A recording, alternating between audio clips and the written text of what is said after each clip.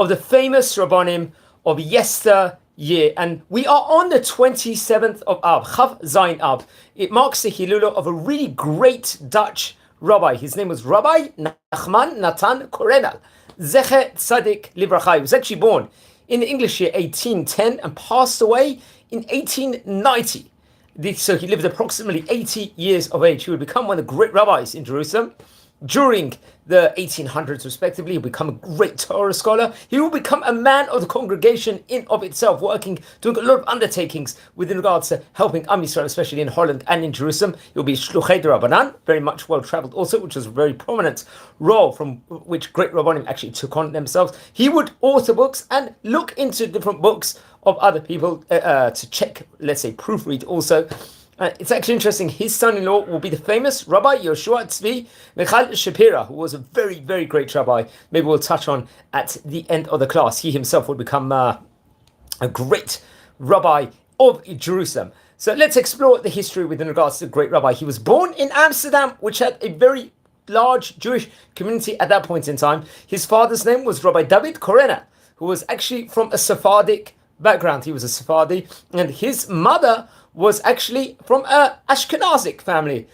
So at that period in time, it wasn't that common, like possibly nowadays, where a Sephardi and Ashkenazi will intermarry, but very much he was a mixture, and his descendants would also be of great heritage himself. He actually learned in the Talmud Torah called Etz Chaim, I believe, which obviously a Sephardi Talmud Torah, I think based in Amsterdam, and he was among many of the great Rabbanim over there. And later on, he would actually learn with the great Ashkenazic Rabbanim in Amsterdam, in an area I think called Hag, if I'm not mistaken. Also, I think one of his Rebbeim, or his rabbi, was Rabbi Tzvi Hirsch Laren, who happened to be a very, very great rabbi, one of the great rabbis from Holland also, in the early 1800s specifically. And it's actually interesting, in the year 1830, Taf Kuf Tzadik, I think he was approximately 20 years of age at that time, he finally made Aliyah. He traveled to Israel, and he actually sojourned in Tzfat, one of the 4 holy cities of Israel, I believe. And in 1835,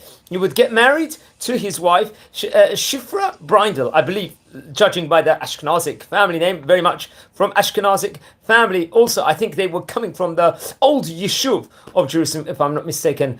Also, and I think came from great heritage also. I think she actually descended from Rabbi David Tzvi Orbach, if I'm not mistaken also, who was, I think, an Av Bet Din in the city of Karamanitz, if I'm not mistaken. Also, I think that is very, very interesting. I think that's based actually in Ukraine, if I'm not mistaken, and was also a descendant of the famous Chacham Tzvi, if I'm not mistaken, Harav Tzvi Hirsch Ashkenazi, also one of the great poseks of the 1800s, I believe, also, which is very, very interesting enough. So there was at one stage an earthquake in Tzfat, which was widely documented, I think in the year 1835.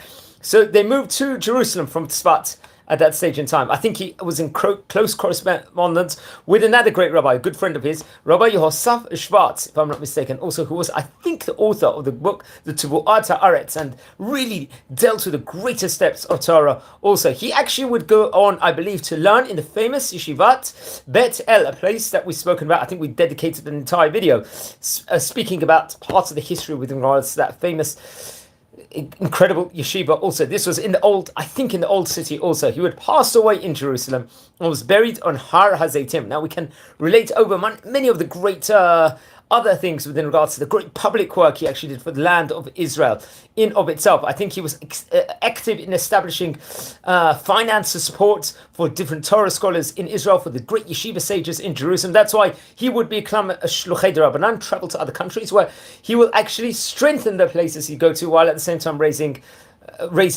funds, also important funds. Also, I think he was actually, it's interesting, in the old city of Israel, there's a neighborhood over there.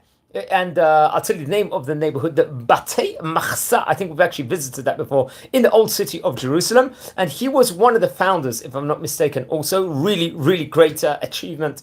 One thing for sure, I think this was in the year 1864. He helped in founding this also. It's interesting, his hashkafa was that he wasn't necessarily like for establishing a Medinat Yisrael, let's just say, of in itself. I think he took the attitude where it's going to come from mitzvot and from the Torah. Hashem will give us land in of itself. But however, as we do see, he does make aliyah, he does move to the land of Israel in 1830, but I don't think he was so active within regards to let's say, modern state Israeli Zionism as in of itself, which I am not mistaken. And that would be, I would recommend everyone to explore that specific topic within regards to itself, within regards to history, or the various different Rabbanim of how they felt about it, because many of the great Sephardi Rabbanim very much did see it as a very positive thing, and people should come to the land of Israel, as I've related over in many other different videos in of itself. So friends, let's look at some of the great Torah works that he wrote, including the Beit Natan. This was a great book, I think, based on Masechet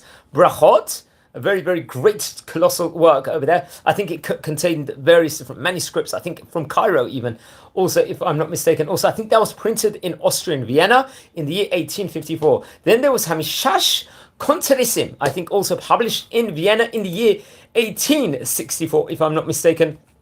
Also the Hamisha Konteresim, which was, I think, based on various different Mesechets, also Chukata Dayanim, also, and also on the Sefer Dat Etz Chaim, also, which was very interesting enough. And there was a Seder Rab Amram Gaon, printed in the year 1865. I think that was actually in Varsha, if I'm not mistaken. Also, I think in the big city, if I'm not mistaken, in I'm not too sure the exact country that actually is in itself. I think it's in Poland, if I'm not mistaken, also Varsha. Then the Teshuvot Hagonim, that was also, I believe, printed in the year 1871 also, which was on different halachic topics within regards to, especially I think on shechita, with regards to knives, and very much within regards to that specific topic. I think it's to do with the rules of slaughtering, examinations of animals. I think it was based on the book of Rabbi Yonah also. Then there was a Zeche Natan, printed in Vienna in the 1872, which was another great Torah work in of itself. Also, I think with different laws within regards to the passings, the different travelings people do, printed in Vienna in 1872. Then the Piskei Chala LeRashva, which was different paskim of itself, printed in the year 1876 in Jerusalem.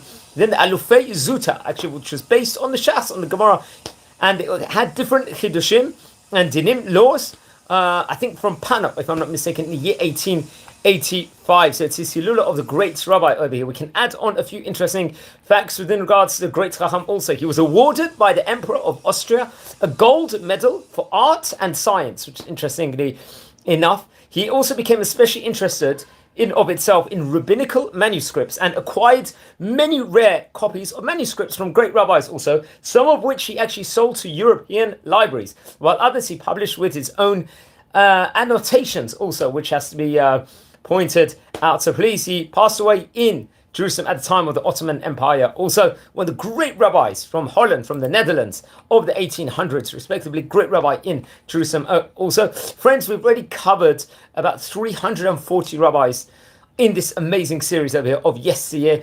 Please don't forget to subscribe to the channel. Please share the videos and like the videos. Also, we're a community here where we're trying to grow and we're trying to learn more about especially the great Rabbanim from the Spanish countries and from Northern African countries especially. So wishing you all a great day and take care.